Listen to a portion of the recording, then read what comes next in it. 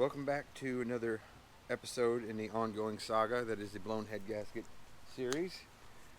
Today we're really trying to finish up as much as we can. So let's get that power steering leak hopefully fixed today. Of course I lost the bag that had the part number and all that kind of stuff on it somewhere that might have blown away. So I ordered the new hose from O'Reilly's. The sizes 5/16, 3/8, ½ inch. The Lightning and the straight 6 both had the 3/8 hose. And what was the to me was the tricky part, maybe it didn't matter, was this combination of bends, the 90s and everything that was put in the bottom here to make sure it matched up with what I had existing. This one did, so we're just going to pull the old one out and put this new one in. I do know that I don't think I had this plastic washer in the old hose. I'm hoping that's what's going to be causing this leak. So let's get the hood open, let's start it. Really hoping today's not going to be one of them super greasy days, because I got to go pick up my F250 here shortly. It's getting a front end alignment, and we all know what comes next when you drop your truck off for that. Do you know you need ball joints in both tires? And I ain't messing with none of that. Maybe that'll be the next episode, because I ain't paying nobody to do that, $1,200. So let's get started. To get access to it, I already started messing with this, and I knocked it loose. So underneath your air box, there's this air supply piece that you just need to pop off. This will fit once you pop it out. Where's the damn camera? And it basically sits in. It'll sit in here, underneath here. It plugs in right beneath your air filter. It comes all the way up to the front and punches through. And a core support right here. So it just snaps in. This is already broken, so it just popped out. Watch your AC lines, what's going to get in the way. And we're gaining access to this hose. We're going to undo it from here. Here's where it's leaking terribly, just bleeding out. It's not leaking anymore because it all leaked out. And as you see, it comes down, wraps down, and we're going to take this out of the steering box. That's the one we want to take out right there. We're going to take this loose from the steering box and this guy from the power steering pump. I may have to go get a crow's foot fitting to get this booger out. What size is that? Well, maybe it's metric. Shit.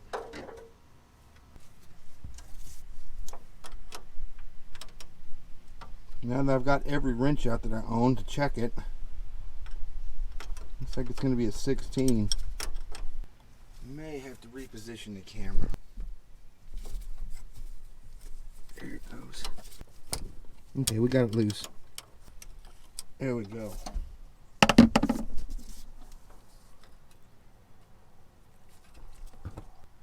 Now we'll just undo. So we're going to work our way up and get this to free the hose completely. We'll take this off. Let's come in here and loosen this. So another channel I watch, which I shouted out, Steve Stoltz, said the same thing, where this fitting, you see it here on the new one, it almost seizes to the part that goes to the pump in the back. So I'm gonna have to take the whole thing out and just put this on a vise to break it loose. Okay, that frees the hose. Make sure nothing, this is almost like spring loaded, you don't want nothing else flying out. So okay, brought it over to the vise, and basically the part that I'm keeping off of the power steering pump, that's what's going to thread back in there, and that's what I need to break loose from the old hose. The new one will thread right in. Break this loose. That washer's demolished in here. Oh yeah. That is what's left of that washer.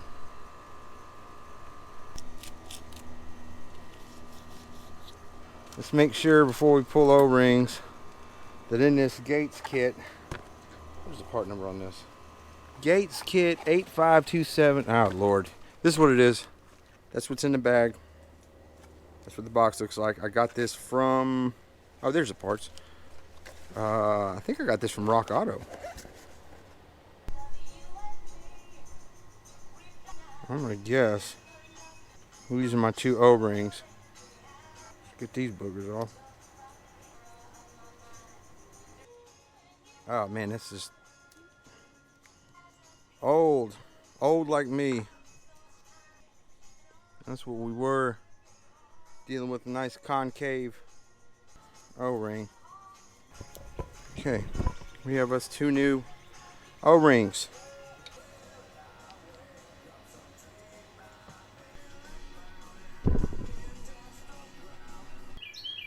That'll let me get it started on there and thread it in to the pump.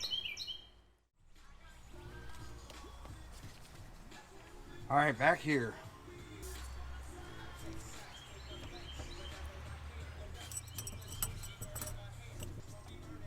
Let's tighten that down now. Right here. Man, hopefully that's tight. I don't know how else to explain the smell of automatic transmission fluid other than an old folks home where the people are neglected. Oh. Oh no! You know, when you drop your truck off to get the front end aligned and tires rotated, you have to leave your car keys. And I almost just took the key off and gave him my F250 key and kept everything else. Okay, well, I guess we're just gonna have to wait and see if it's got a slow drip to start with, because I don't know when I'm gonna get my keys back. I'm waiting on a phone call. Doggone, man, this truck. To be continued. Okay, we have fast forwarded a little bit in time. I went and got my F250, got it aligned, got the tires rotated. I'm back. I had to cook dinner, and it is cooking now. It's going to rain tomorrow, so let's see if this thing leaks.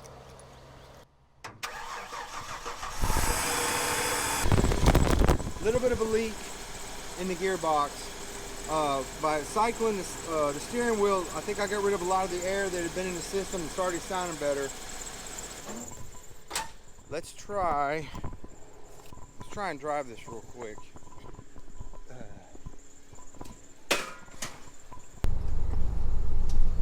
Sounds better than it did.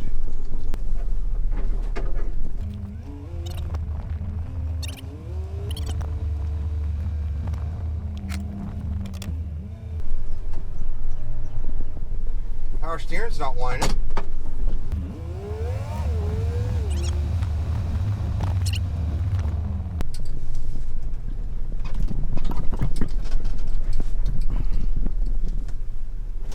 Just double check.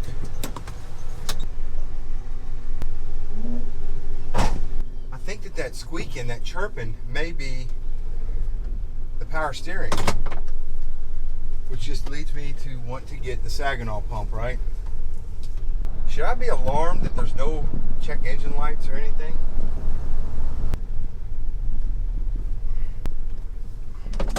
To be continued. A buddy of mine's pulling up. Alright. Sorry about that. I had a friend stop by. I got the AC going just to see if it didn't need anything else. Alright, let's try and do this drive again.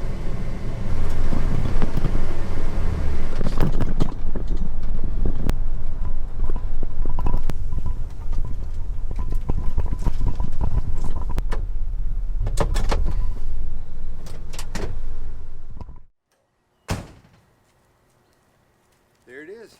So that was the first drive around. Pretty successful as far as I'm concerned. Got her up to about 40-50 miles an hour.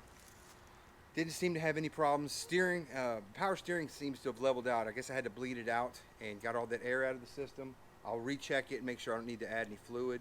Would have liked to have got the bumper on today, but it's getting late. I had to cook. I had to get the truck aligned up front. So it just cut into my motivation. So next video, I'll just be slapping on that and the fender well. A few other miscellaneous stuff underneath the truck, but we've drove it. It runs, appears to be fixed. So here they are. We got both of them sitting here side by side. I'm gonna bring my F250 around back, park it, and this will be back to, I finally get my daily driver back. So now that this truck is pretty much done, I'd like to really start working on some stuff in here. One of my earlier videos, I showed you the interior. I'm ready to start gutting that and just at least trying to clean it, get rid of the mold, throw a tarp over it because it's got that leak, and get this ready because I cannot wait for this to be my weekend truck. This should be fun. I can't wait for this truck. I've wanted this truck since I was 12 years old, and it kind of kills me that I can't actually get to drive it, but hopefully soon. We'll see how things pan out. That's going to be it for today. It's probably a little bit of a short video. I'll come back with all the miscellaneous stuff next time. Do me a favor, please check out the description below. There's some channels there, 3 great guys. We got Cody, Zane, and Jason. Their channels are listed below. Please check them out. They're great guys and they have great content. Very much worth watching, especially in this time when a lot of people are stuck at home. I'm still having to work, and I wish I had to work from home at this point, but they won't let me. With that being said, guys, if you stuck with me to the end of this one, I do appreciate it. And as always, I'm going to catch y'all next time. Bye-bye. How in the hell, 1, did I not see this? And 2, how do you pull this off, Lizard? I didn't even feel bad because if you died like that, you probably deserved it. It's like seeing a bird that got run over. How did a bird get run over? How did a lizard get in there? I don't